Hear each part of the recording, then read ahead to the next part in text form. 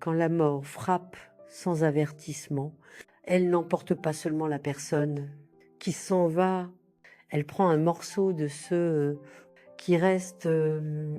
J'avais seulement 13 ans quand j'ai perdu mon père et avec lui, tout sentiment que le monde pouvait être un endroit sûr.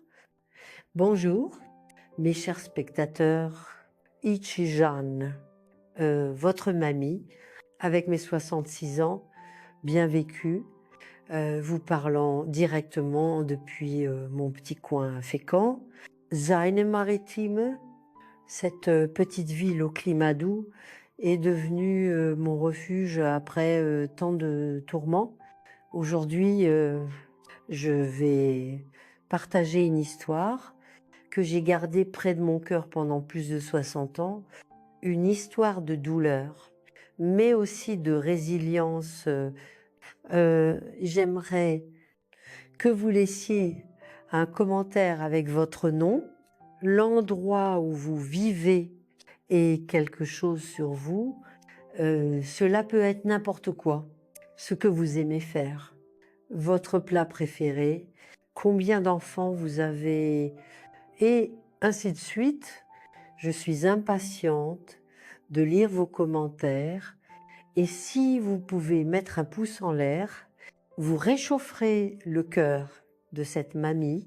Je suis née en 1949 à Fécamp, Seine Maritime, nichée au pied des falaises normandes, un endroit où tout le monde se connaissait, où les ragots voyageaient plus vite qu'une eau de crue et où les secrets de famille étaient gardés sous clé, enfouis dans la cour arrière avec d'autres choses honteuses que personne ne voulait voir au grand jour. Mon père, Jonathan Bisset, était un homme qui semblait taillé dans une étoffe différente des autres hommes de la ville, alors que les pères de mes amis étaient sévères, reservés, de peu de mots. Mon père était tout en sourire, enkelins, et en histoire, il travaillait comme comptable à la seule banque de la ville, toujours dans un costume bien repassé, avec cette fine moustache qu'il taillait soigneusement chaque matin devant le miroir. Jenny, ma princesse, m'appelait-il, même quand je n'étais plus si petite, et j'adorais ça. Vous savez, j'adorais être sa princesse. J'adorais quand il rentrait du travail et me faisait tournoyer dans les airs, même si maman se plaignait que c'était pas convenable pour une fille qui devenait une jeune fille. Ma mère, Catherine Bisset, était une femme toujours silencieuse, une femme de peu de mots, comme si elle portait un poids invisible sur ses épaules qui l'empêchait de sourire souvent. Belle, elle était certainement des cheveux noirs toujours attachés en chignon, une peau claire qu'elle protégeait du soleil comme si c'était son plus grand trésor, mais il y avait une tristesse permanente dans ses yeux, une mélancolie que même les pitreries de mon père ne pouvaient complètement dissiper. Ta mère a eu une vie difficile avant de me rencontrer, expliquait mon père quand je demandais pourquoi elle était si différente des mères souriantes de mes amis. Nous devons être patients avec elle, lui montrer un amour supplémentaire pour compenser, et il le faisait. Mon Dieu, combien d'amour il avait à donner. Il rentrait à la maison avec de petites fleurs cueillies en chemin, préparait des petits déjeuners surprises le dimanche, nous emmenait au parc de la ville les jours fériés. Quand il y avait un événement scolaire, c'était toujours lui qui allait assis fièrement au premier rang pour me voir réciter des poèmes ou chanter dans la chorale. Notre maison était simple, mais chaleureuse. Elle était dans une rue calme, avec une petite cour arrière, où maman plantait des herbes et un cerisier qui était ma joie quand il était chargé de fruits. J'avais ma propre chambre et petite, mais décorée de fleurs que papa avait peintes sur le mur un dimanche pluvieux. Les meilleurs moments de mon enfance étaient les vendredis soirs.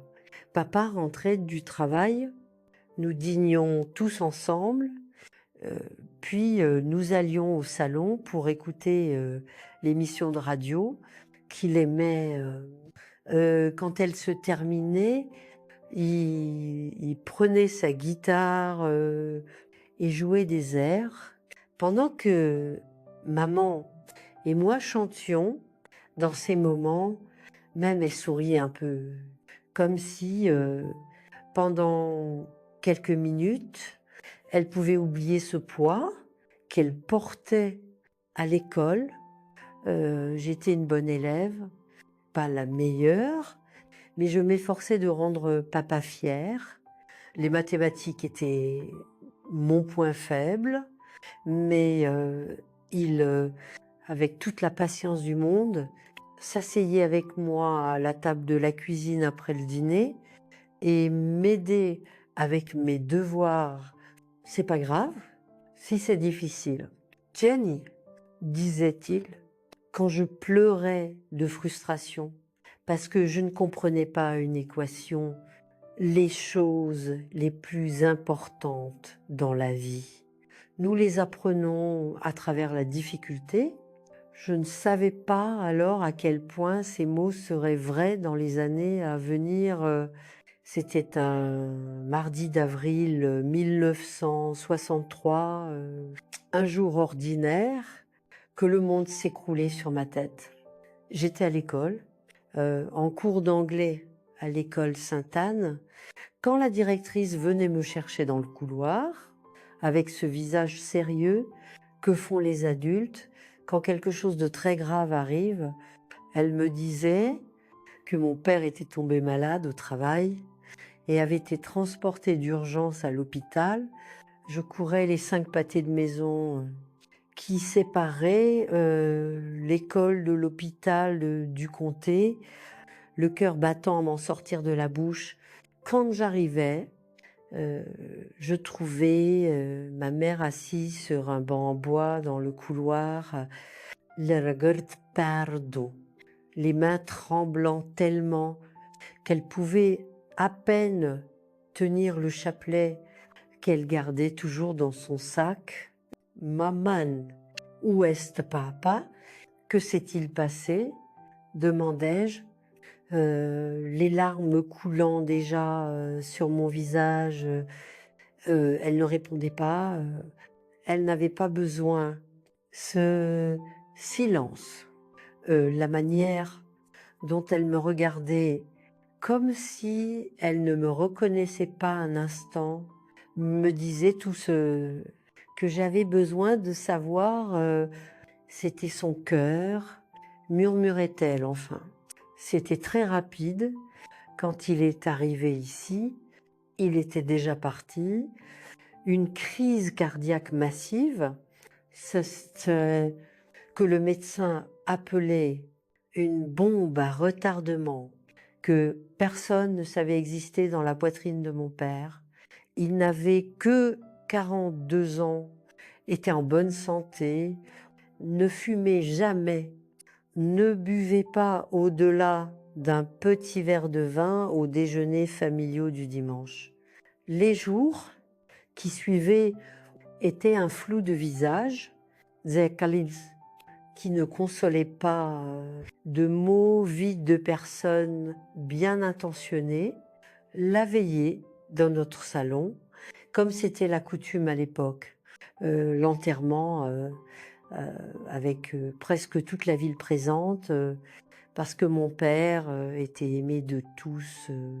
Et puis le silence, un silence assourdissant qui prenait possession de notre maison, comme si avec mon père, ils avaient aussi enterré tous les rires, toutes les chansons, toute la joie qu'il apportait ma mère, qui était déjà, silencieuse avant, semblait maintenant un fantôme.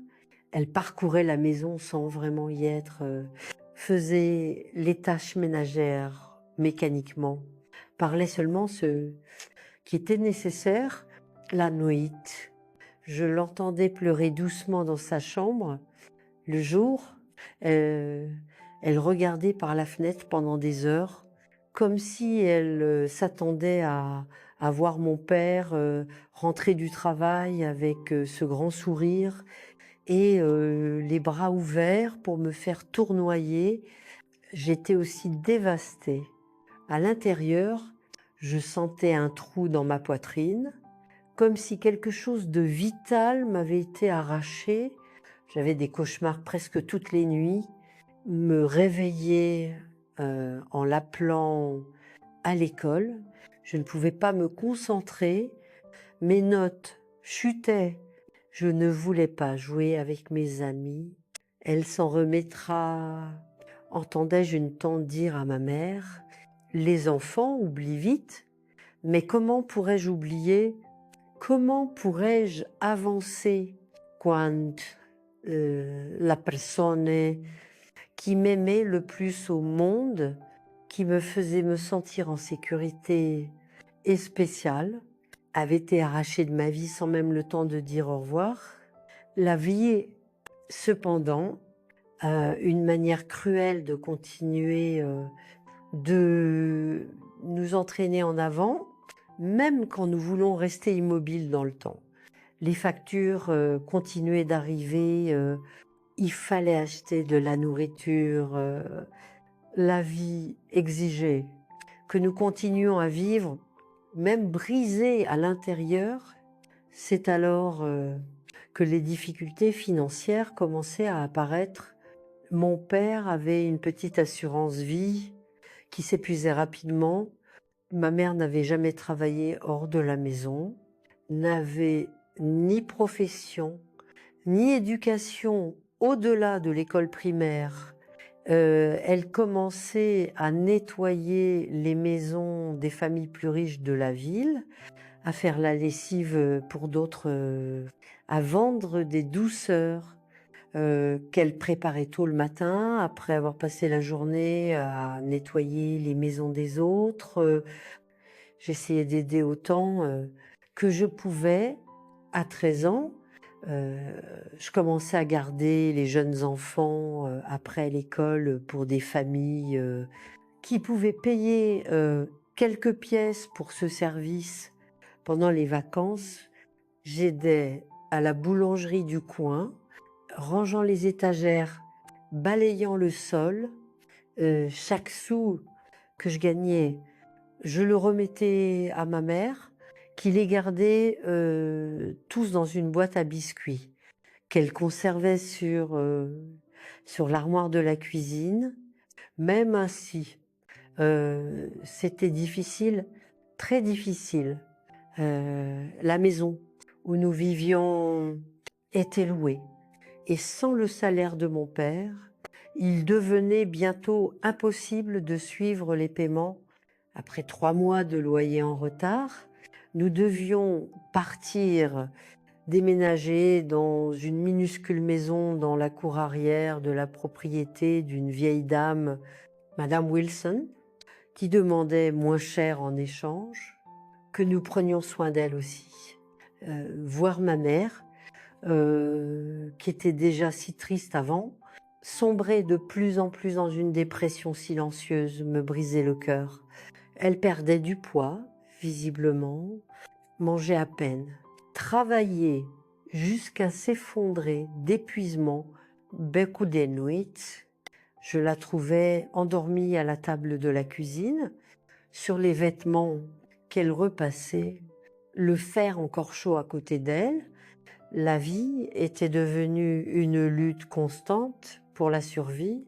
Je regrettais non seulement mon père, son amour et de sa protection, mais la sécurité qu'il nous donnait la certitude que nous aurions de la nourriture sur la table le lendemain, que nous ne serions pas expulsés, qu'il y aurait des médicaments si nous tombions malades.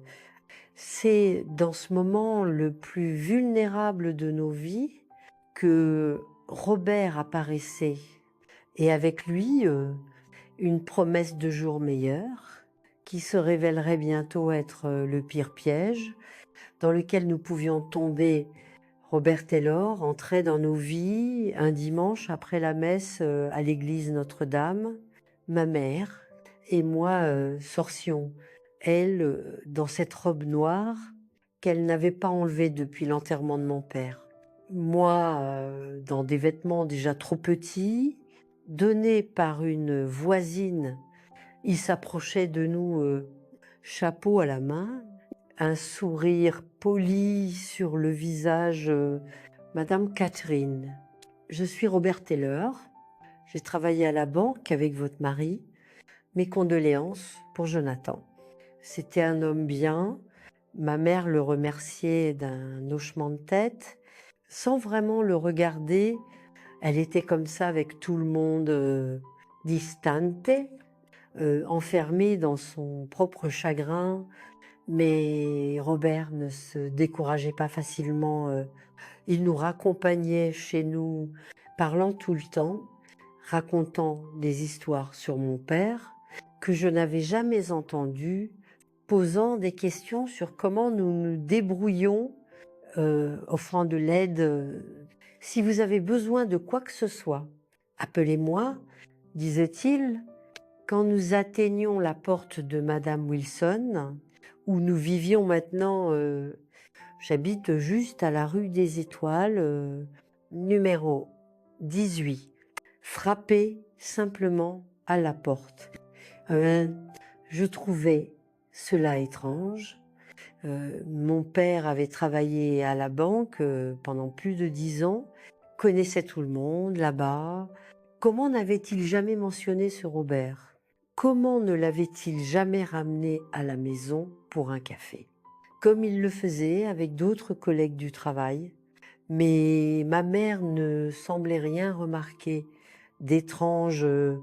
En fait, pour la première fois depuis des mois, je voyais une étincelle de vie dans ses yeux. Quand elle lui disait au revoir, une petite chose, une lueur presque imperceptible. Mais cela me donnait espoir que peut être, juste peut être, elle pourrait redevenir un peu la mère qu'elle était avant. Robert commençait à apparaître presque tous les jours. Il apportait des provisions qui étaient en trop chez lui, proposait de réparer des choses cassées, m'aider avec mes devoirs de mathématiques. Il était poli, bien élevé, toujours bien habillé et sentant bon.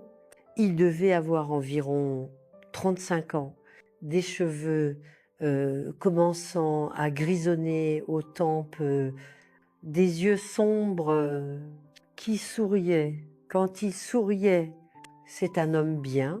Commentait Madame Wilson un après-midi, alors que je l'aidais à tresser ses cheveux fins en white, qui s'intéresse à ta mère, petite. Je sentais une oppression dans ma poitrine, s'intéresse à ma mère. Cromancha, mon père était mort depuis moins de 6 mois. Comment pouvait-elle penser à un autre homme si tôt? Mais la vérité est qu'avec la présence constante de Robert, ma mère changeait. Ce n'était pas une transformation spectaculaire. Elle restait silencieuse, avait toujours cette tristesse permanente dans les yeux.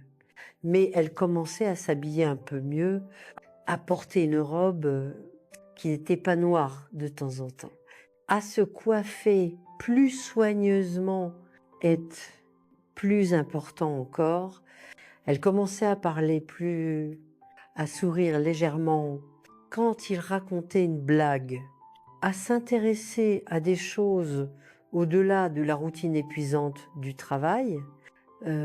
J'aurais dû être heureuse pour elle, je le sais, mais quelque chose en moi résistait. C'était comme si, en acceptant Robert dans nos vies, nous trahissions d'une certaine manière la mémoire de mon père, comme si nous disions qu'il était remplaçable, que le vide qu'il avait laissé pouvait être comblé par quelqu'un d'autre.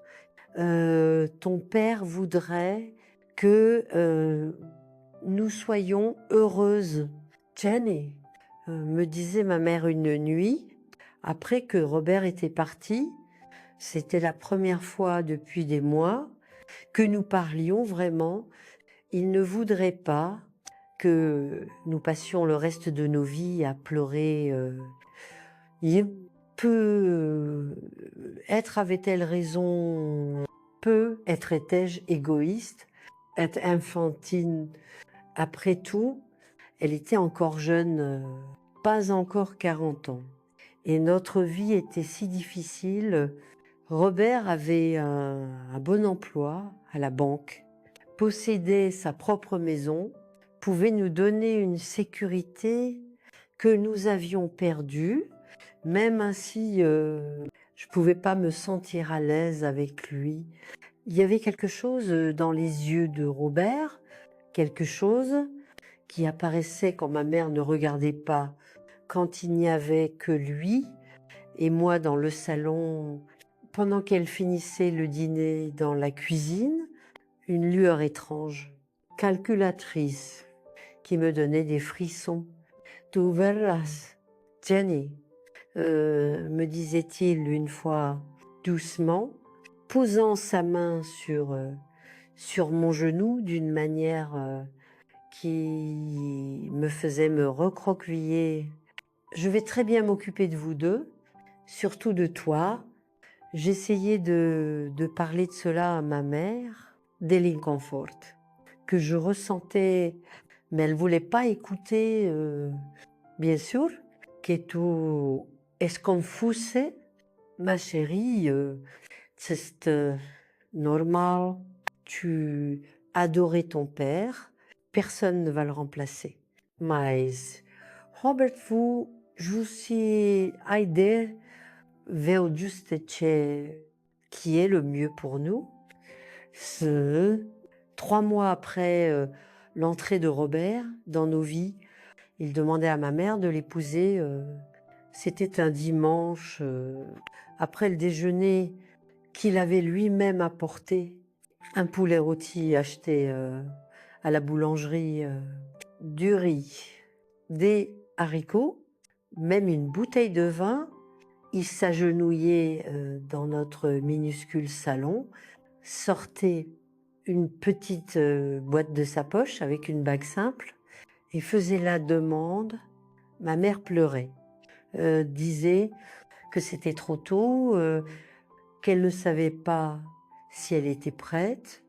Mais Robert insistait, parlait d'amour, de soins, de comment il voulait donner une meilleure vie à nous deux. « Vous pouvez emménager dans ma maison dès la semaine prochaine », disait-il. Comme si le oui était déjà garanti. Il y a beaucoup de place là-bas, une chambre juste pour Jenny, une grande cour arrière. Quand ma mère me regardait, demandant silencieusement mon approbation, j'avalais la boule dans ma gorge et forçais un sourire. Qui étais-je pour l'empêcher d'être à nouveau heureuse? Qui étais-je pour nous condamner toutes les deux à une vie de lutte constante? Quand il y avait une issue plus facile juste là, ils se mariaient dans une cérémonie simple au tribunal, sans fête, sans invité, à part moi et 2 témoins que Robert arrangeait. Ma mère portait une robe bleu clair, la première colorée depuis la mort de mon père. Elle n'était pas radieuse, comme une mariée devrait l'être, mais il y avait un espoir prudent dans ses yeux que je n'avais pas vu depuis longtemps. Nous déménageons dans la maison de Robert le lendemain. C'était une belle maison, beaucoup plus grande que tous les endroits où nous avions vécu auparavant. Elle avait 3 chambres, un grand salon, une cuisine avec des armoires neuves, même une cour avec des arbres fruitiers. Ma chambre était au bout du couloir, loin de leur chambre, ce qui me donnait une intimité que je n'avais jamais eue auparavant. Les premières semaines étaient normales. Robert partait tôt pour le travail, revenait en fin d'après-midi. Nous dînions ensemble, parlions de la journée. Il posait des questions sur l'école, sur mes amis, semblait sincèrement intéressé. Ma mère était plus animée, cuisinant des plats élaborés, rangeant la maison avec grand soin, comme si elle voulait prouver qu'elle méritait cette seconde chance. J'étais toujours mal à l'aise, mais j'essayais de me convaincre que c'était juste une question de temps, d'adaptation. Après tout, il était bon avec nous. Il avait payé mes frais scolaires en retard, avait acheté de nouvelles fournitures, m'avait même offert une bicyclette en cadeau. Quelque chose dont j'avais toujours rêvé et que mes parents n'avaient jamais pu me donner.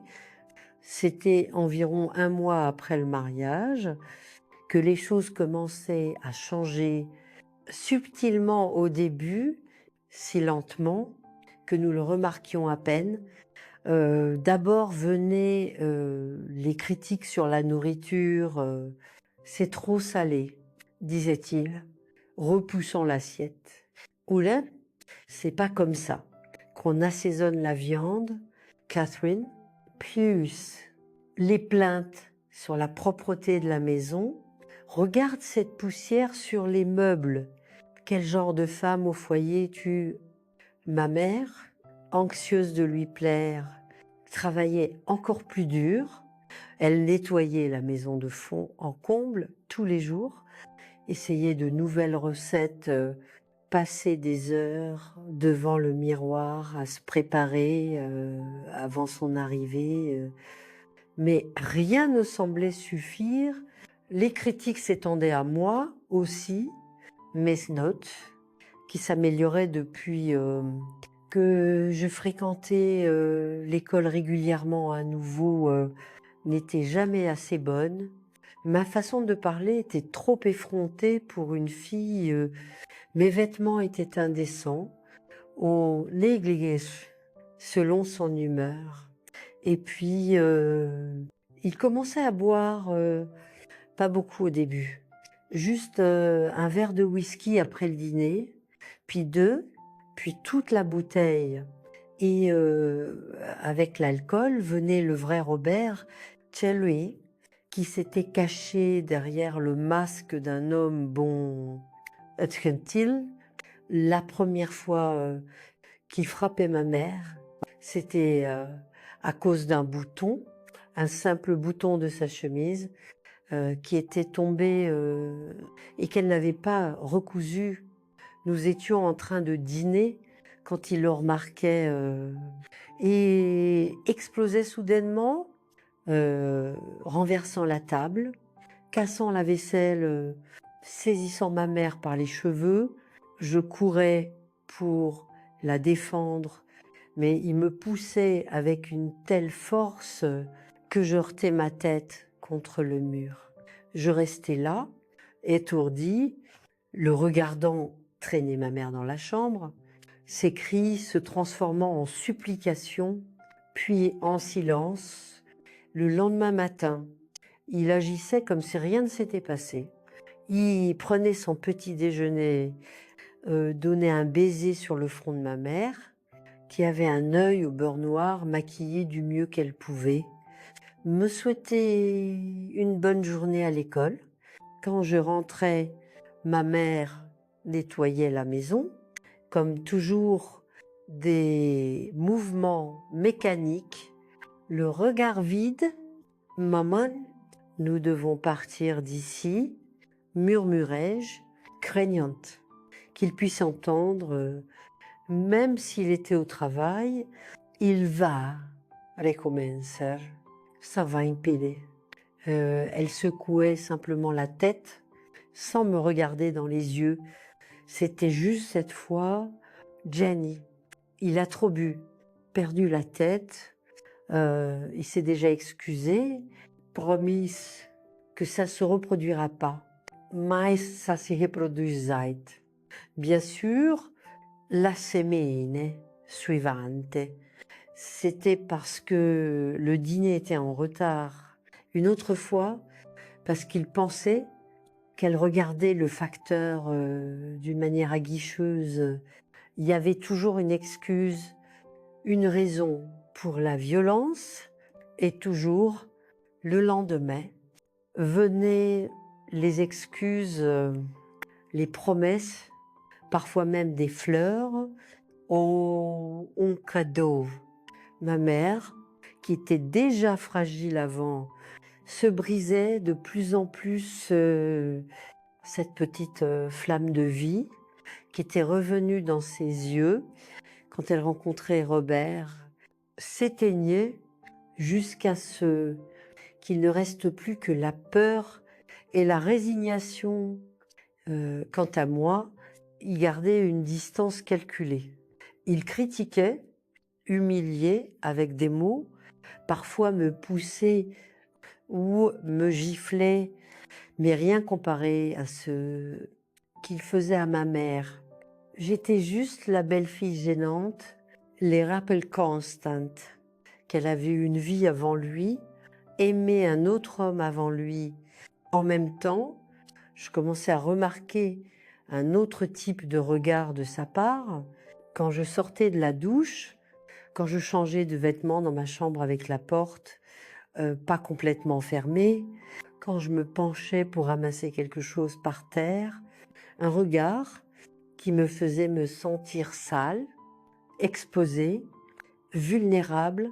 Je commençais à m'enfermer dans ma chambre dès que possible, à ne prendre des douches que quand il n'était pas à la maison, à porter des vêtements trop grands pour cacher mon corps qui commençait à changer, à se développer.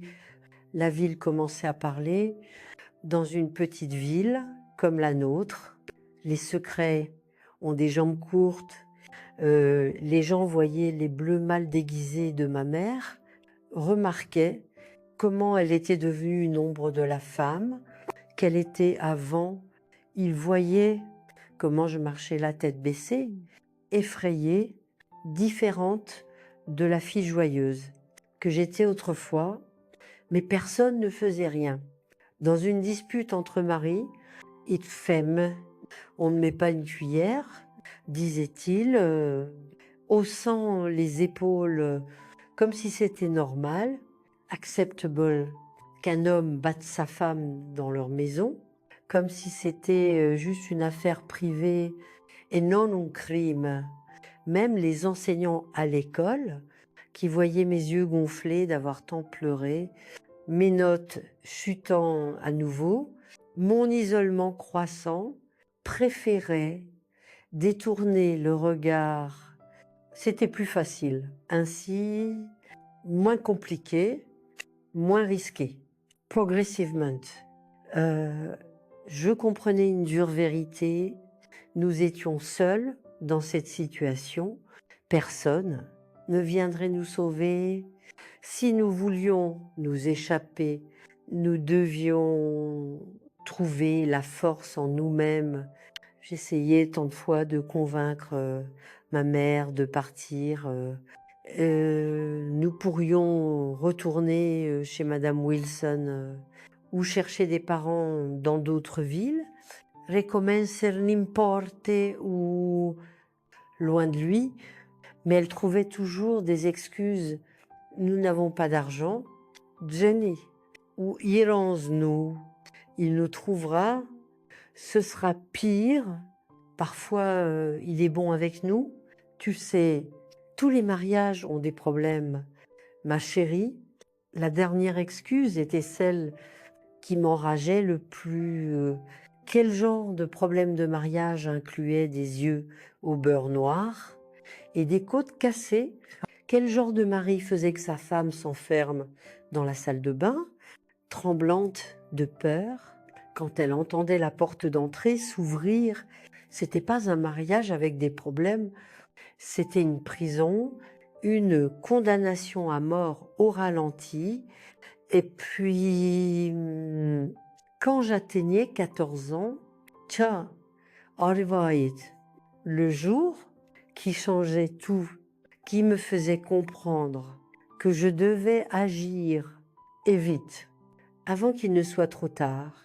Le jour où Robert montrait son vrai visage, pas seulement à ma mère, mais à moi aussi.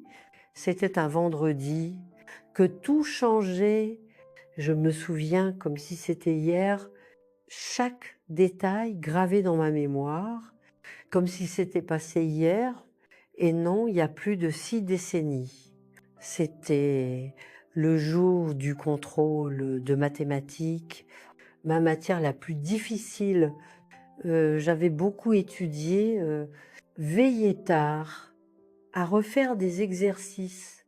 Mais même ainsi, quand je voyais les questions du contrôle, mon esprit se figeait simplement, la peur de décevoir, la pression que je me mettais, la terreur de rentrer à la maison avec une mauvaise note, sachant comment Robert réagirait. Tout cela me rendait incapable de me concentrer. Je rendais le contrôle presque vierge. Je quittais l'école avec un poids sur la poitrine, un mauvais pressentiment qui m'accompagnait tout le long du chemin jusqu'à la maison. Je pensais à ne pas rentrer, à m'enfuir n'importe où, mais où irait une fille de 14 ans sans argent, sans documents, sans personne pour aider. J'arrivais à la maison et ma mère remarquait immédiatement que quelque chose n'allait pas. Qu'est-ce qu'il y a, ma chérie? Demandait-elle doucement, alors que je laissais tomber mon sac à dos dans le coin de la cuisine. Le contrôle de maths, confessai-je, déjà avec des larmes dans les yeux. Je n'ai presque rien pu faire. Je vais avoir une note terrible. Elle me prenait dans ses bras, quelque chose de rare ces jours-là. Tout ir bien, murmurait-elle à mon oreille. Ne dis rien à Robert aujourd'hui. Il a eu une dure journée au travail. Est déjà rentré nerveux.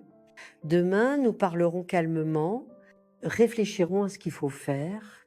J'acquiesçais, soulagée de pouvoir reporter l'inévitable. Nous dînions en silence, pendant que Robert buvait verre après verre, son visage devenant de plus en plus rouge, ses yeux de plus en plus troubles. J'aidais ma mère à débarrasser la table, à laver la vaisselle.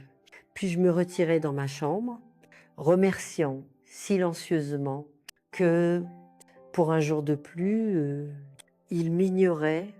J'étais en train de faire mes devoirs d'anglais. Quand j'entendais le bruit, le son unmistakable d'un verre qui se brise, suivi du cri de ma mère, puis le bruit sourd d'un corps tombant, d'autres cris, s'il te plaît, j'étais paralysée pendant quelques secondes, les cœurs battantes, le crayon encore à la main, c'était toujours comme ça. Il commençait avec ma mère et si j'apparaissais, si j'essayais d'intervenir, cela ne faisait qu'empirer tout. elle-même me suppliait de rester dans ma chambre, de ne pas m'impliquer. Mais cette fois, c'était différent. Au milieu de ses cris, j'entendais mon nom. Jenny n'a rien à voir avec ça. S'il te plaît, Robert, laisse-la tranquille. Pom. Je ressentais un frisson dans le dos. Pourquoi parlait-elle de moi? Que s'était-il passé? J'ouvrais la porte de ma chambre lentement, le cœur battant si fort qu'il semblait vouloir sortir de ma bouche, de là où j'étais. Je pouvais voir une partie du salon. Ma mère était au sol, un filet de sang coulant de son front, ses bras levés dans une tentative inutile de se protéger.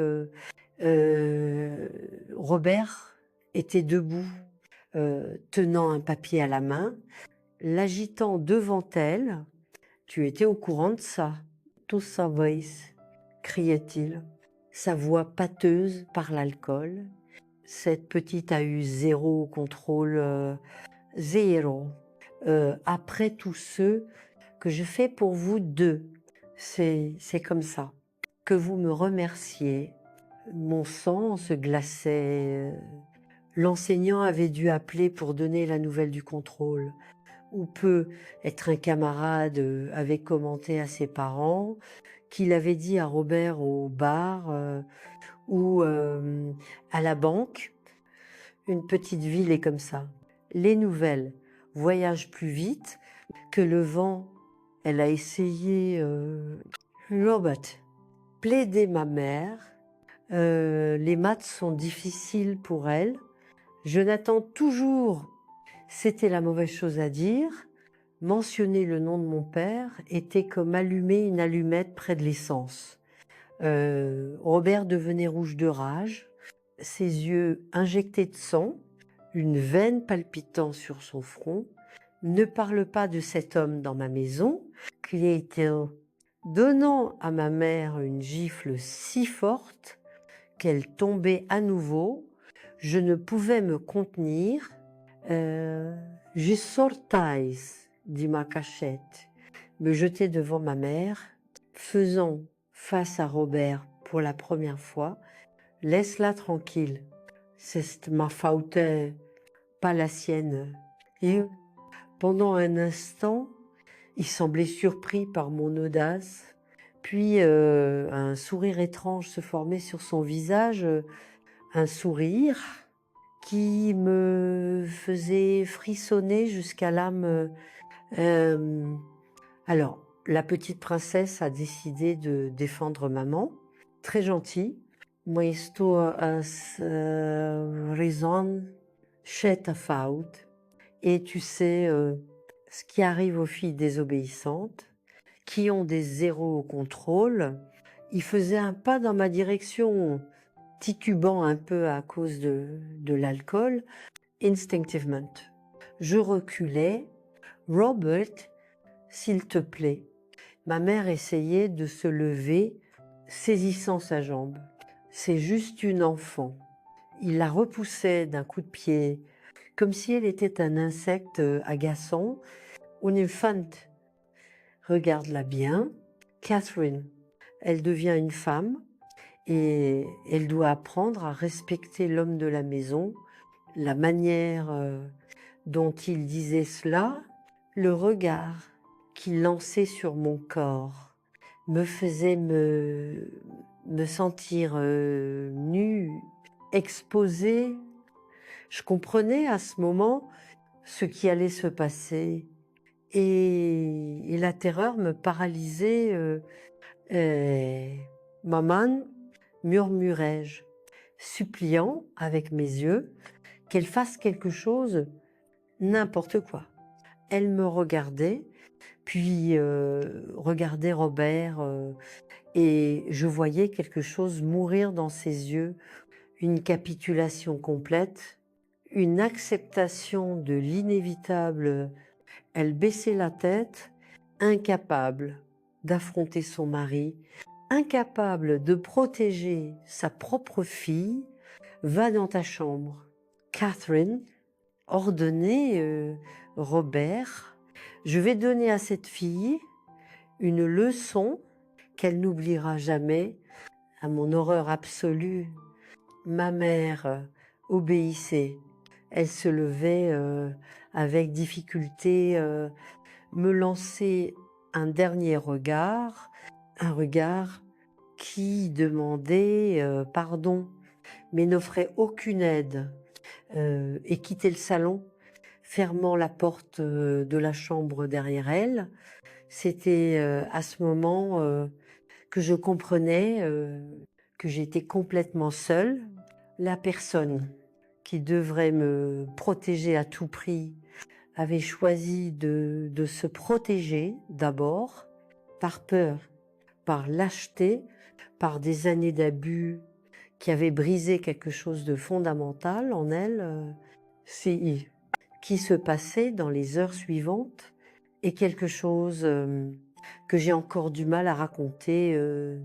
Même après tant de décennies, la douleur physique était terrible, bien sûr, mais pire encore était la douleur de la trahison, la compréhension que ma propre mère m'avait abandonnée au moment où j'avais le plus besoin d'elle.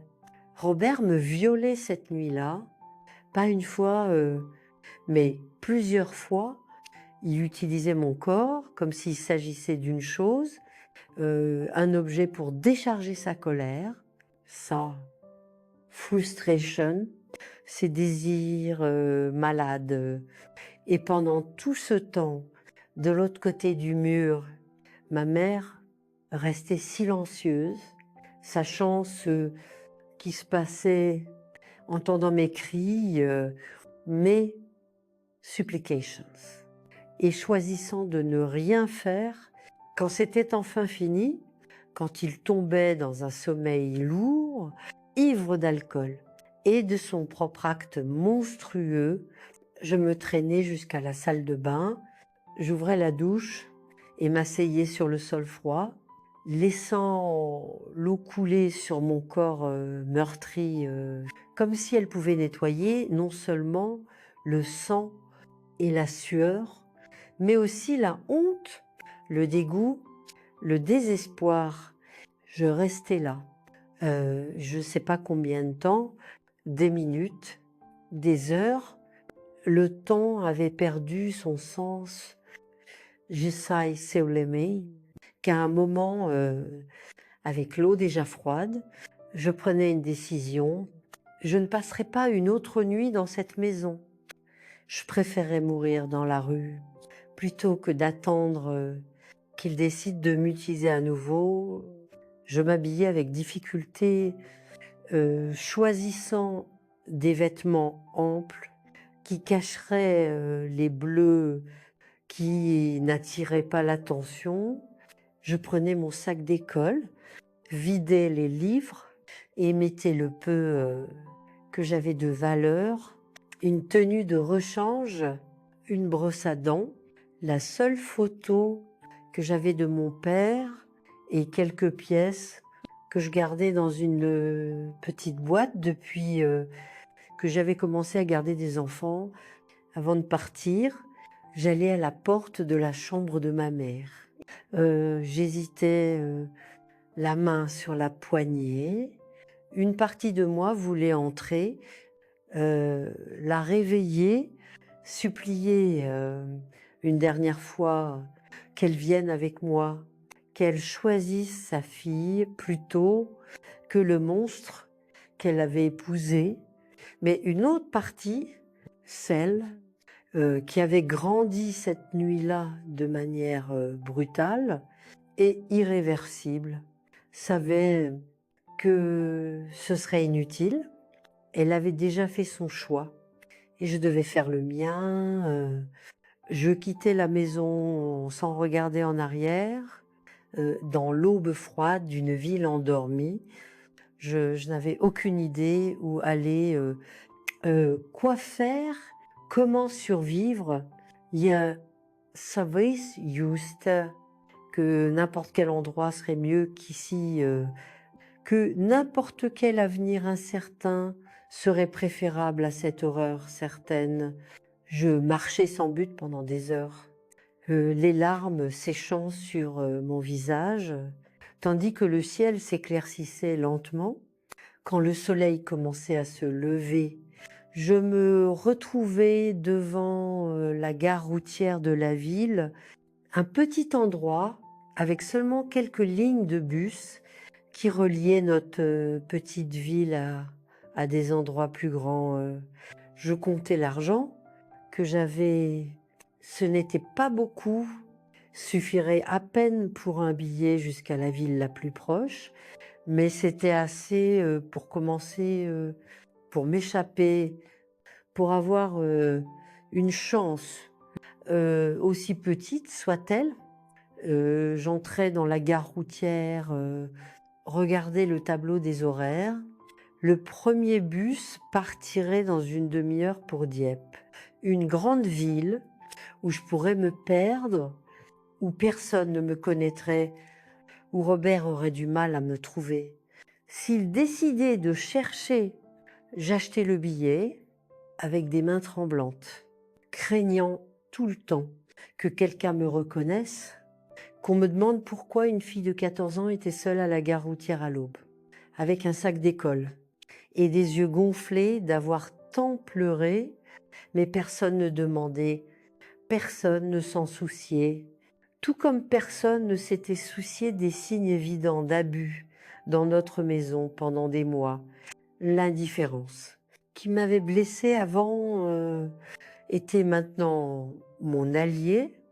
Je m'asseyais dans le bus presque vide, dans le dernier siège, blotti contre la fenêtre, et quand le moteur rugissait et que nous commencions à nous éloigner, je ressentais un étrange mélange de soulagement et de terreur.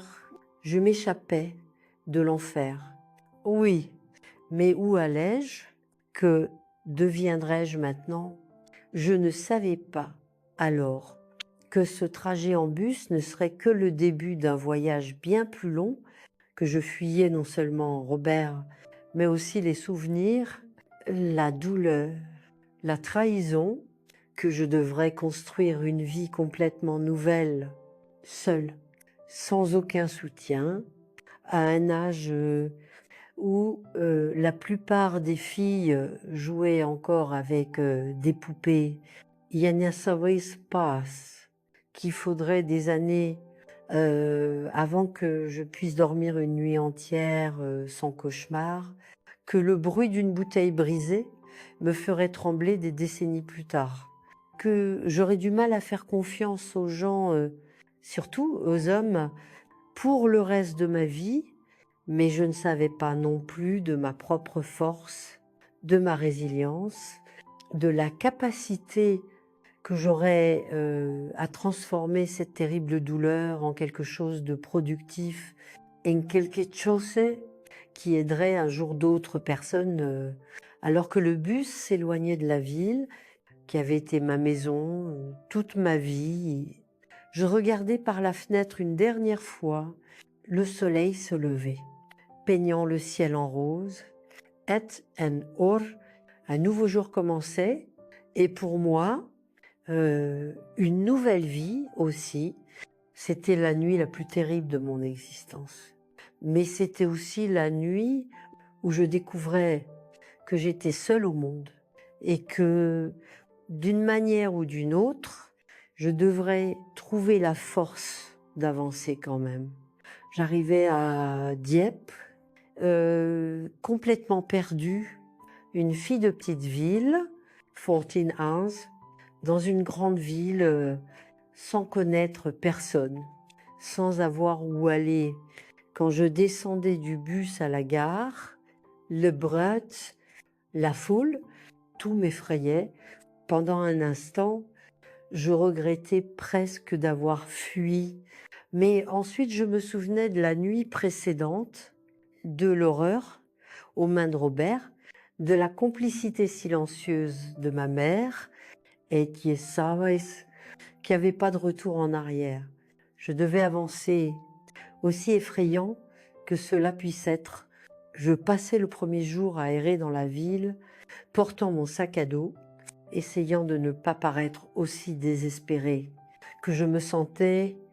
Je dépensais quelques pièces pour du pain à la boulangerie, économisant le reste soigneusement.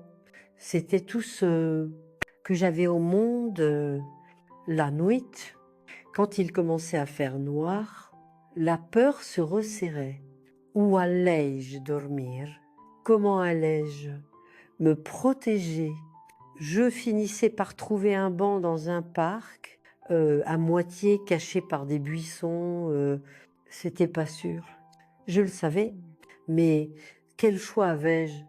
Je me recroquevillais là, le sac à dos serré contre ma poitrine, euh, essayant de dormir un peu, sursautant à chaque bruit. C'était ainsi pendant 3 jours, errant le jour, dormant dans des endroits cachés la nuit, mangeant le moins possible pour économiser l'argent, qui s'épuisait rapidement.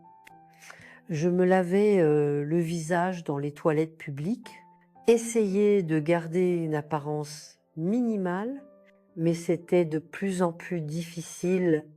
Le 4e jour, une dame s'approchait de moi dans un parc. J'étais assise sur un banc, regardant dans le vide, affamée et épuisée. Elle s'arrêtait devant moi, m'étudiait un instant, puis demandait depuis combien de jours es-tu dans la rue, petite?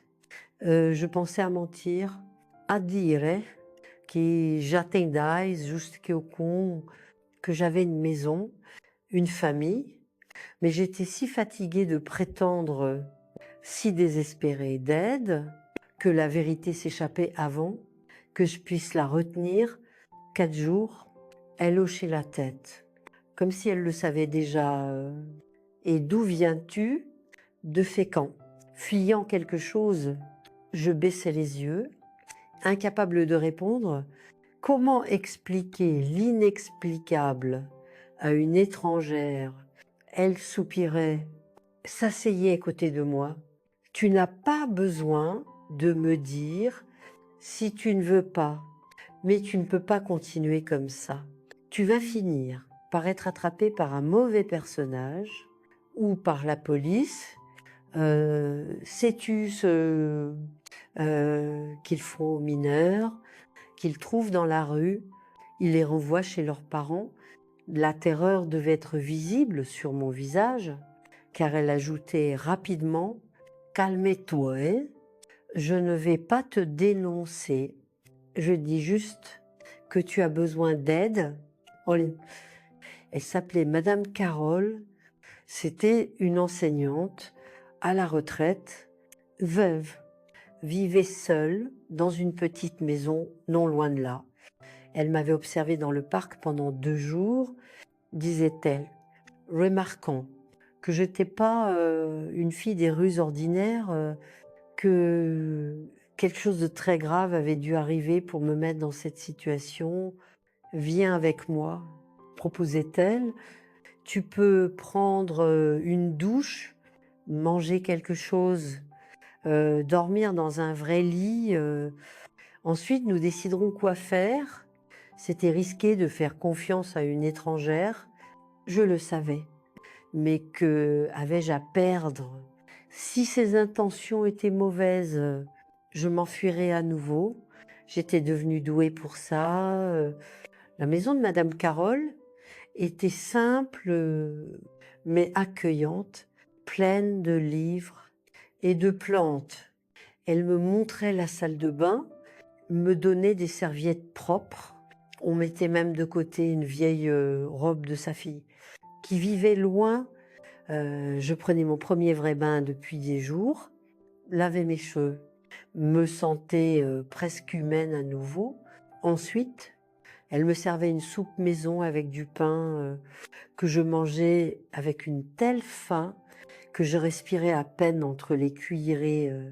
Ce n'est qu'en finissant, quand mon estomac était plein et mon corps propre, que les larmes venaient, je pleurais si fort, que tout mon corps tremblait, libérant non seulement la tension des derniers jours, mais toute la douleur accumulée des derniers mois. Madame Carole ne demandait rien, elle attendait simplement que je me calme, m'offrait un mouchoir et puis disait, avec une simplicité qui me désarmait, quand tu seras prête à parler, je serai prête à écouter. Cette nuit-là, je dormais dans un vrai lit pour la première fois depuis ma fuite dans la chambre qui avait été celle de sa fille, avec des draps propres qui sentaient l'adoucissant, une fenêtre donnant sur une cour arrière avec des pommiers et des cerisiers. Je dormais comme une pierre, trop épuisée pour même rêver le lendemain matin. Je me réveillais désorientée, ne reconnaissant pas où j'étais. Pendant un instant de panique, je pensais être de retour dans la maison de Robert, que tout avait été un rêve. La fouilleté, la gare routière, les jours dans la rue. Puis j'entendais des bruits de casseroles dans la cuisine, sentais l'odeur du café frais et me souvenais, j'étais chez Madame Carole, j'étais en sécurité. Pour l'instant, pendant le petit déjeuner, elle n'insistait pas sur les questions. Elle parlait du temps, des plantes dans la cour arrière, d'un livre qu'elle lisait, comme si c'était la chose la plus naturelle du monde d'avoir une adolescente en fuite assise à sa table. Ce n'était que plus tard, quand nous lavions la vaisselle ensemble, moi lavant, elle les souillante, que je parvenais à commencer à parler. Les mots sortaient progressivement, hésitant au début, puis dans un flot que je ne pouvais plus contenir. Je racontais la mort de mon père, la dépression de ma mère, l'arrivée de Robert dans nos vies, et enfin, avec ma voix presque disparaissant, je racontais cette dernière nuit, SCI, qu'il m'avait fait, comment ma mère avait fermé la porte de la chambre. Choisissant de ne pas voir, de ne pas aider, Madame Carole écoutait tout en silence. Seul un muscle tressaillant dans sa mâchoire, révélant la colère qu'elle ressentait quand je finissais, quand il n'y avait plus rien à dire. Elle me prenait simplement dans ses bras, un culin ferme, maternel, le genre de culin que je n'avais pas ressenti depuis la mort de mon père. Tu ne retourneras pas slabas, disait-elle, pas comme une offre, mais comme une affirmation, pas tant que je serais en vie dans les jours qui suivaient. Madame Carole et moi établissions une routine. Elle partait tôt pour donner des cours particuliers aux enfants du quartier, sa manière de compléter sa retraite. Je restais à la maison, aidais avec le ménage, apprenais à cuisiner des plats simples le soir. Après le dîner, elle me donnait des leçons anglaises, mathématiques, histoire, sciences, toutes les matières que je manquais en n'étant pas à l'école. Elle était une enseignante exigeante, mais patiente, qui savait expliquer d'une manière qui rendait tout plus facile, plus intéressant. Tous intelligente, Jeanne, me disait-elle souvent, tu ne peux pas gaspiller ce cerveau. L'éducation est la seule chose que personne ne peut t'enlever. Souviens-t'en. Après 2 semaines à vivre avec elle, Nous avions la conversation, celle que je redoutais depuis le premier jour. Nous devons régulariser ta situation, disait-elle, sérieuse. Tu peux pas vivre comme un fantôme pour toujours. Tu dois retourner à l'école, avoir des documents existent officiellement. La panique revenait en force. Mais si nous faisons ça, ils me renverront chez lui. Elle secouait la tête. Pas nécessairement. Il y a d'autres possibilités, mais nous avons besoin d'aide juridique. Le lendemain, elle m'emmenait dans un endroit appelé le service de protection de l'enfance.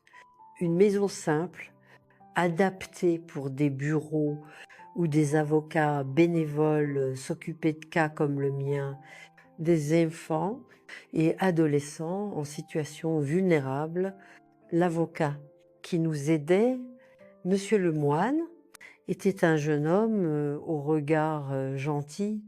Il écoutait mon histoire attentivement, prenant des notes, posant occasionnellement des questions pour clarifier les détails. Quand je finissais, il prenait une profonde inspiration et expliquait nos options. L'idéal serait de porter plainte officiellement contre ton beau-père. D'après ce que tu as rapporté, il y a assez d'éléments pour une affaire pénale pour viol sur mineur, en plus de tous les abus physiques précédents. J'avalais difficilement l'idée d'affronter Robert dans un tribunal, de devoir le regarder à nouveau, main terrifiée. Mais il continuait, remarquant mon malaise. Je comprends que cela puisse être très difficile pour toi maintenant. Est-ce dont nous avons besoin, au minimum, c'est de s'assurer que tu ne sois pas forcé de retourner dans cette maison. Il expliquait que nous ferions une demande d'émancipation spéciale. Normalement, l'émancipation n'était accordée qu'à partir de 16 ans et dans des circonstances spécifiques, mais avec le rapport d'abus grave, il y avait des chances d'obtenir une exception. En attendant, conclua-t-il, nous enregistrerons Madame Carole comme ta tutrice temporaire. Cela te permettra d'être inscrite à l'école, d'avoir accès aux services de santé et d'exister officiellement sans le risque d'être renvoyé chez tes parents. C'était un processus long, à bien des moments douloureux. Je devais répéter mon histoire plusieurs fois aux travailleurs sociaux, aux psychologues, aux juges du tribunal pour mineurs. Je devais subir des examens médicaux qui prouvaient l'abus. Je devais affronter des regards de pitié, d'incrédulité, parfois même de jugement. Ma mère était notifiée du processus. Elle n'assistait à aucune audience, ne contestait pas ma demande d'émancipation, ne montrait aucun intérêt à me récupérer. Robert, en revanche, essayait d'interférer, pas par souci pour moi, je le savais, mais par peur des conséquences légales de ce qu'il avait fait. Heureusement, les preuves contre lui étaient trop fortes et le juge décidait en ma faveur. À 15 ans, je devenais officiellement émancipée. Un cas rare, exceptionnel, qui n'était possible que grâce aux circonstances extrêmes et au soutien infatigable de Madame Carole et de Monsieur Lemoine. Avec ma situation légale résolue, je pouvais enfin retourner à l'école. J'entrais en première année de lycée avec des camarades un peu plus jeunes que moi. J'avais perdu presque un an avec tout le tumulte. Au début, c'était difficile. Je me sentais déplacée, différente, marquée d'une manière invisible, mais perceptible par l'expérience traumatique que j'avais vécue, mais la soif d'apprendre, de récupérer le temps perdu par les plus forts.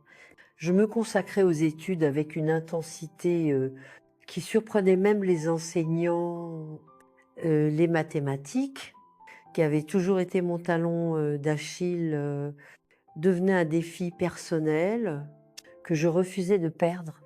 J'étudiais des heures supplémentaires, faisais tous les exercices 2, 3 fois, demandais de l'aide quand nécessaire.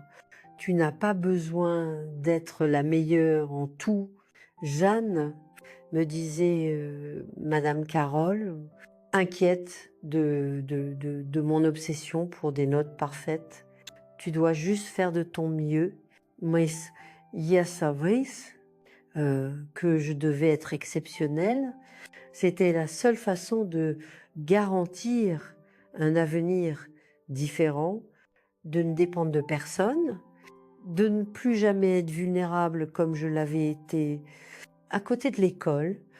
Je commençais à travailler à temps partiel dans une librairie près de chez nous. Les livres de la mère, le propriétaire, Monsieur Dupont, était un ami de Madame Carole et acceptait de m'embaucher, même mineur, à condition que cela n'interfère pas avec mes études. Le salaire n'était pas élevé, mais il me donnait une indépendance que je n'avais jamais connue auparavant. Je pouvais acheter mes propres affaires, aider avec les dépenses de la maison, même économiser un peu chaque mois. En pensant à l'avenir, la librairie devenait ma deuxième maison. Dans mes moments libres, je dévorais des livres de toutes sortes. Romance, biographies, livres d'histoire des sciences. C'était comme si chaque page lue m'éloignait un peu plus de cette fille effrayée qui avait fui Fécamp à l'aube, me rapprochait de la femme que je voulais devenir. C'est dans cette librairie que je rencontrais le professeur Marchal. Il enseignait l'histoire à l'université de Rouen et était un client régulier, toujours à la recherche de livres rares sur l'histoire de France. Nous commencions à parler de livres, puis d'histoire, puis de tout. Il remarquait mon intérêt, ma curiosité, et commençait à me recommander des lectures, à me prêter des livres de sa propre bibliothèque. Tu devrais envisager l'université, Jeanne, me disait-il un jour. Après une longue discussion sur la Révolution française, tu as un esprit brillant qui ne doit pas être gaspillé. L'université, l'idée ne m'avait jamais traversé l'esprit. Les gens comme moi, sans famille, sans ressources, luttant pour survivre au jour le jour, n'allaient pas à l'université. Du moins, c'est ce que je pensais. C'est possible, insistait-il. Il y a des bourses, des programmes d'aide. Ce serait dur, bien sûr, mais pas impossible. Et ça vaudrait chaque effort. Cette conversation plantait une graine qui germerait des années plus tard.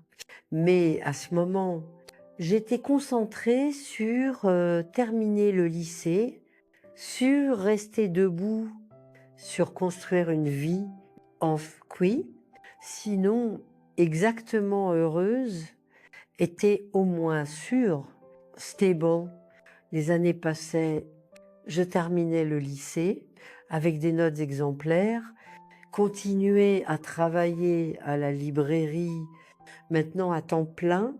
Madame Carole, qui était déjà âgée quand elle m'avait accueillie, commençait à avoir des problèmes de santé, arthrite, Hypertension, des problèmes de vision qui l'empêchaient de continuer à donner des cours particuliers. Nos rôles s'inversaient lentement. C'était moi maintenant qui prenais soin d'elle, qui faisais les courses, cuisinait, l'accompagnait chez le médecin. C'était pas un fardeau, c'était un honneur de pouvoir rendre un peu du beaucoup qu'elle avait fait pour moi. C'est pour elle que je décidais enfin de tenter l'université.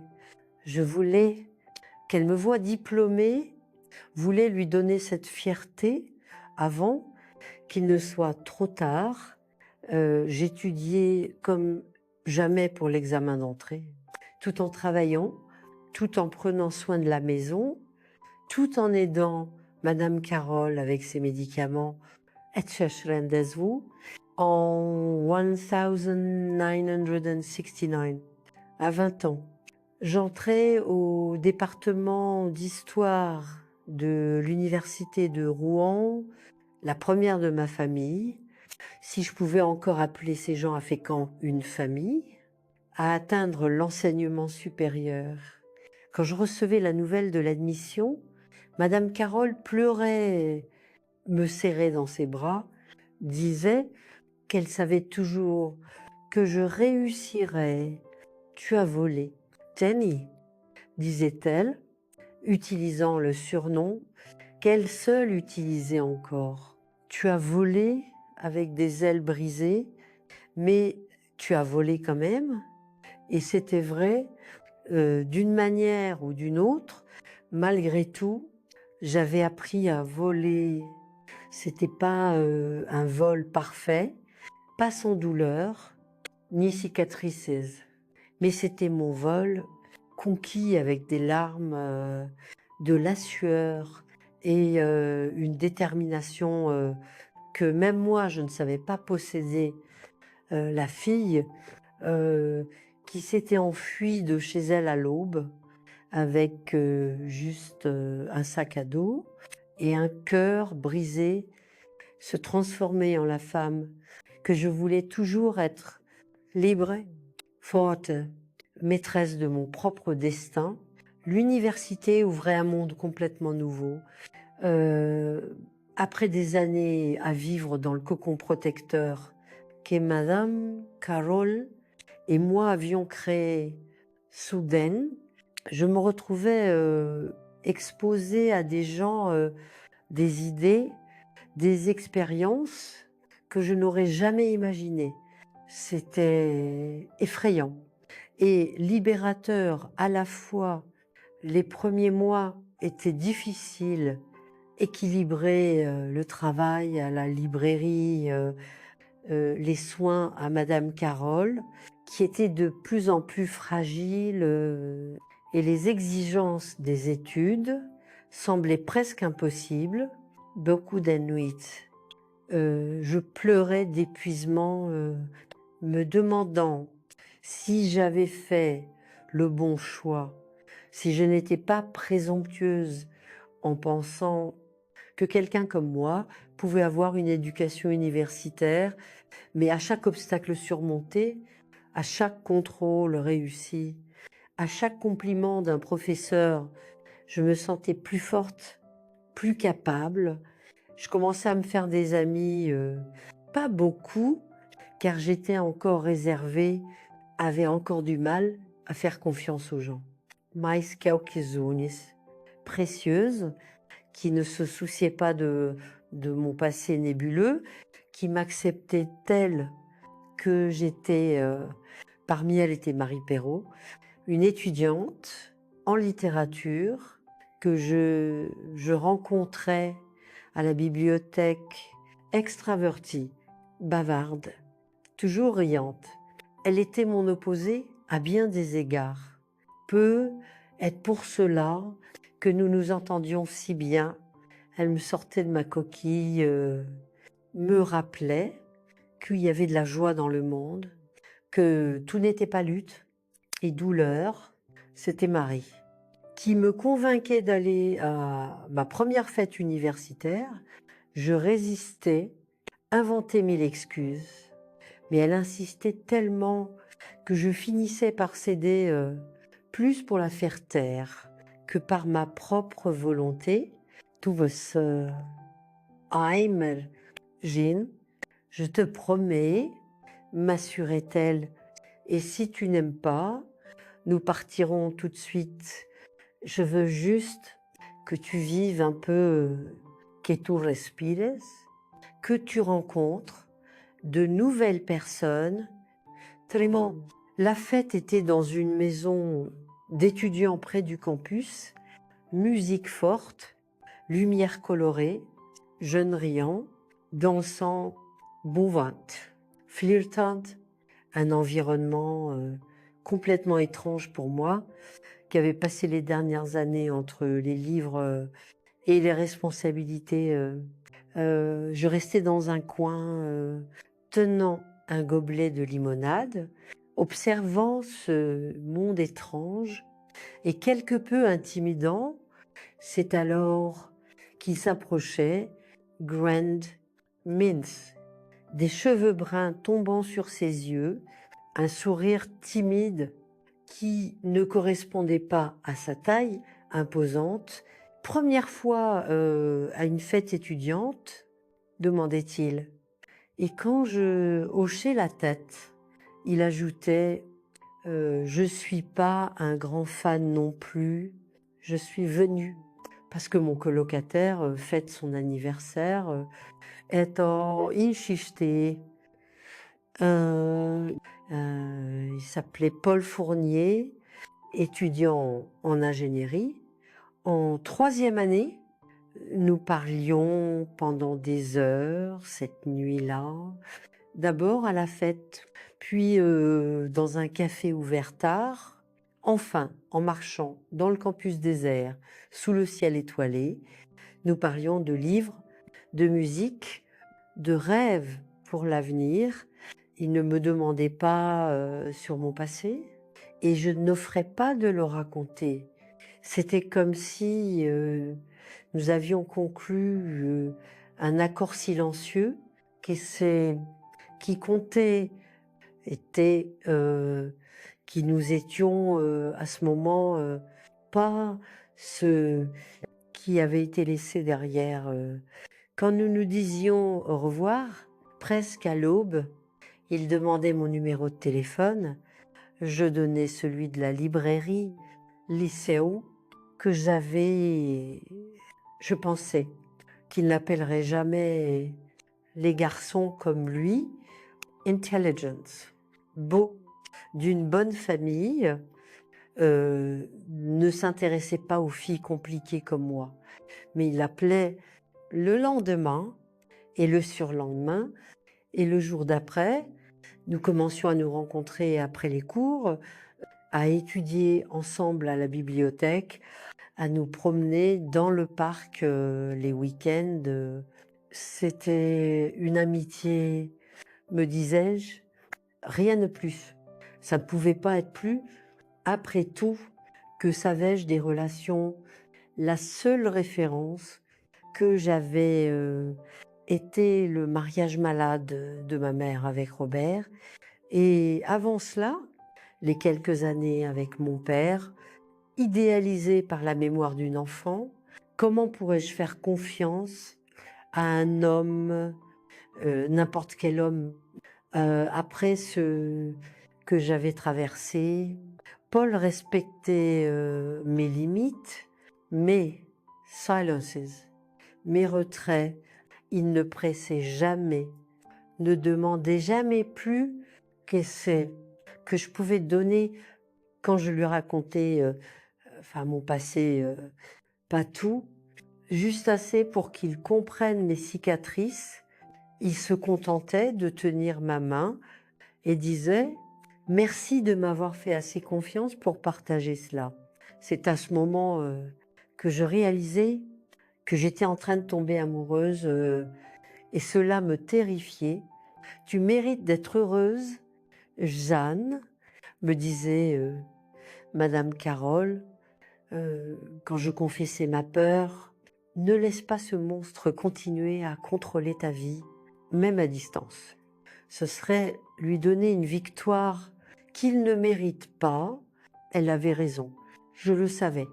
Mais c'était plus facile à dire qu'à faire. La peur avait des racines profondes, entrelacées avec chaque partie de mon être. C'était pas quelque chose que je pouvais simplement arracher.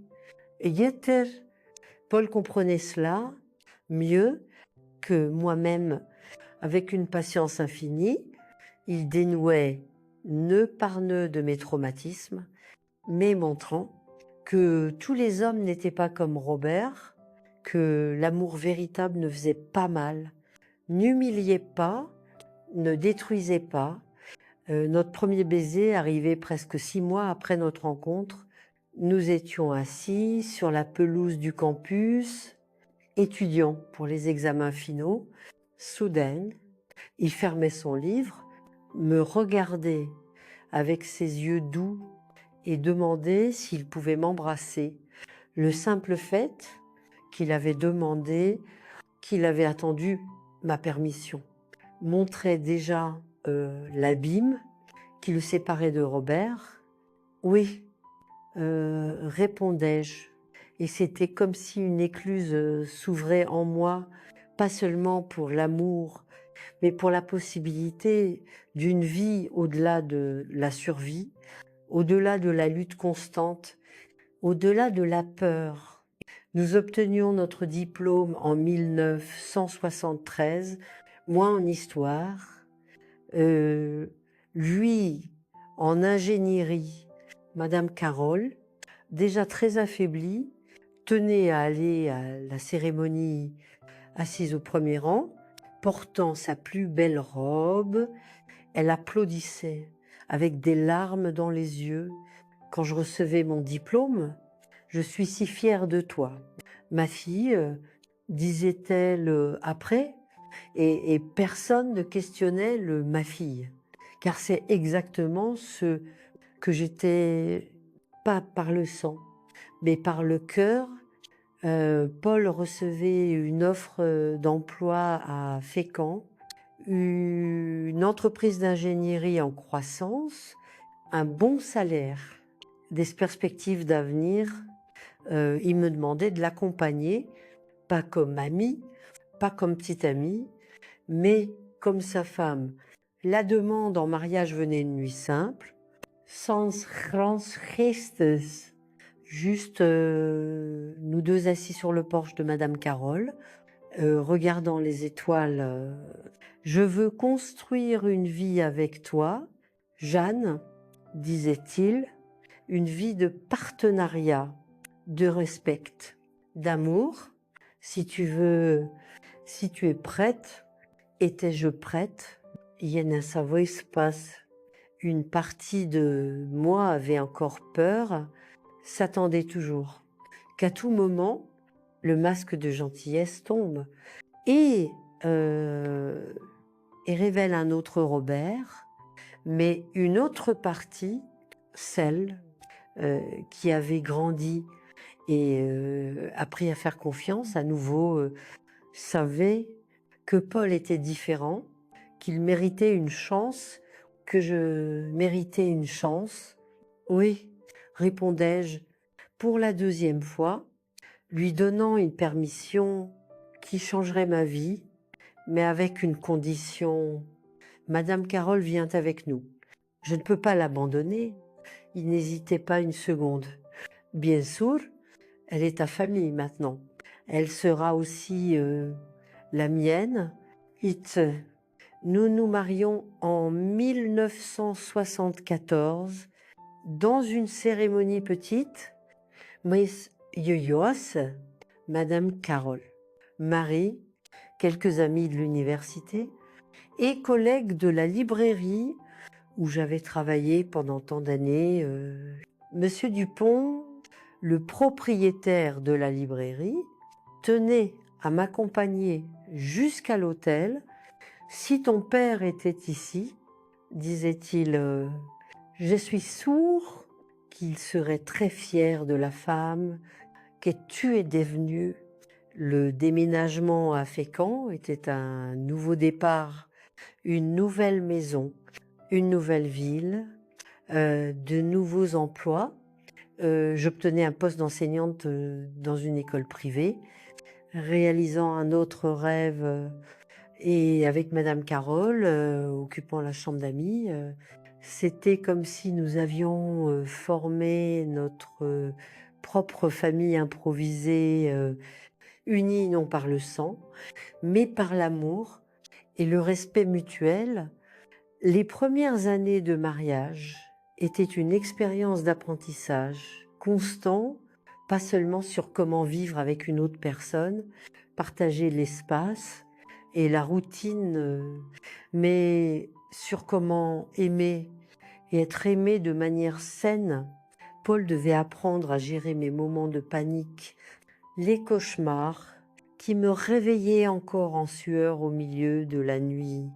Je devais apprendre à ne pas attendre le pire de lui à chaque désaccord, à ne pas tressaillir quand il levait la main pour attraper quelque chose sur une étagère haute, pas pour me frapper. En 1976, je découvrais que j'étais enceinte. La nouvelle était reçue avec joie par Paul et Madame Carole, mais avec un mélange confus d'émotions de ma part, bonheur, bien sûr, mais aussi terreur. Et si je ne savais pas être mère, et si je répétais les erreurs de ma propre mère, et si je ne pouvais pas protéger mon enfant comme je n'avais pas été protégée, tu seras une mère merveilleuse, précisément parce que tu sais ce qu'il ne faut pas faire, m'assurait Madame Carole. Les cicatrices que nous portons peuvent nous détruire ou nous enseigner. Tu as choisi d'apprendre d'elle. Moi, ma fille, Hemi, naissait en janvier 1977, un bébé en bonne santé avec des joues roses et une touffe de cheveux noirs comme les miens. Quand je la tenais dans mes bras pour la première fois, je ressentais un amour si intense qu'il en était presque douloureux, et avec cet amour, une résolution farouche. Cet enfant ne connaîtrait jamais le genre de douleur que j'avais connu, ne se sentirait jamais abandonné, trahi, seul au monde. 2 ans plus tard, venait Michael, si différent de sa sœur, blond comme son père, calme là où elle était agitée, observateur là où elle était bavarde. Notre quatuor parfait, complété par le quintet avec Madame Carole, qui, malgré son âge avancé, avait encore l'énergie pour raconter des histoires, enseigner des chansons, être la grand-mère que mes enfants n'auraient pas par le sang. La vie suivait son cours avec les joies et les défis normaux de toute famille. Paul était promu, je devenais coordinatrice à l'école. Nous achetions notre propre maison, un peu plus grande, avec un jardin où les enfants pouvaient jouer. C'était en 1982 que le passé revenait frapper à notre porte, une lettre de Fécamp, informant, que ma mère était décédée, crise cardiaque, disait la lettre. Elle était enterrée cette semaine-là. Je restais à regarder ce papier pendant des heures, ne sachant pas quoi ressentir. Je n'avais eu aucun contact avec elle depuis la nuit où je m'étais enfuie. Elle n'avait jamais essayé de me trouver, n'avait jamais contesté mon émancipation, n'avait jamais montré de regret pour ce qu'elle avait permis. « Veux-tu aller à l'enterrement ?» demandait Paul, doucement. Je réfléchissais longtemps. « Non », répondais-je. Enfin, non par colère, ou ressentiment, mais parce que il y avait rien là, pour moi. Ma mère était morte pour moi cette nuit, où elle avait fermé la porte de la chambre. C'est qui restait n'était qu'une coquille vide. Il comprenait, il comprenait toujours. La lettre mentionnait aussi presque et noté debajo de peixe que Robert était mort des années auparavant, en 1975, dans un accident de voiture. Il était ivre, s'était écrasé contre un arbre. Personne d'autre n'était blessé. Je ressentais un étrange soulagement en apprenant cela. Pas de la joie. Je n'avais jamais souhaité la mort à personne, pas même à lui, mais une certaine clôture, comme si un chapitre particulièrement sombre avait enfin été définitivement clos. Les années passaient, les enfants grandissaient, et Amy obtenait un diplôme en médecine. Michael en commerce. Tous deux se mariaient, nous donnaient des petits-enfants, 5 au total, qui sont la joie de ma vieillesse. Madame Carole vivait jusqu'à 97 ans, lucide jusqu'à la fin, s'éteignant paisiblement un après-midi d'automne en 1998. Paul et moi vieillissions ensemble, regardant notre amour mûrir comme un bon vin. Il prenait sa retraite.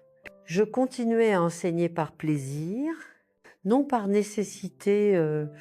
Nous voyagions un peu, voyons des endroits que je n'avais jamais imaginé voir quand j'étais cette fille effrayée fuyant à l'aube. Aujourd'hui, à 66 ans, je regarde en arrière et vois une vie que je n'avais jamais imaginé avoir, une vie avec des douleurs et des cicatrices, ouais, certaines, qui n'ont jamais complètement disparu, mais aussi avec beaucoup d'amour, beaucoup de joie, beaucoup de réalisation. La fille brisée de Fécamp, qui pensait qu'elle ne serait jamais entière à nouveau, a construit une vie pleine, une famille aimante, un héritage de protection et de soins, pas malgré le traumatisme, mais en le transformant en force, haine, but haine à moi. Je ne suis jamais retournée à Fécamp après m'être éloignée. Je ne voulais pas.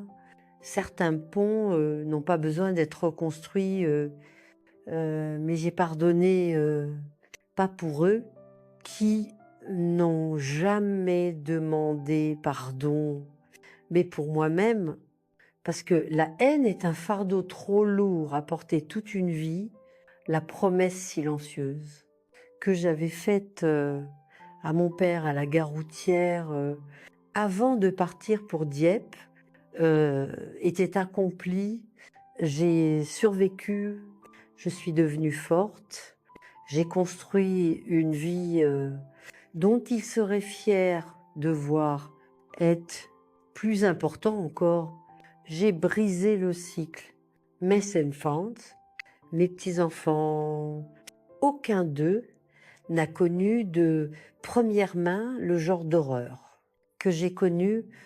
Ils ont grandi et grandiront entourés d'amour, de respect, de sécurité. C'est ma plus grande victoire, mon plus grand héritage. Mes chers spectateurs, si cette histoire a touché votre cœur, laissez votre pouce en l'air. Chaque abonnement me donne la force de continuer à partager ces souvenirs qui ne sont pas toujours faciles à revivre, mais qui peuvent aider quelqu'un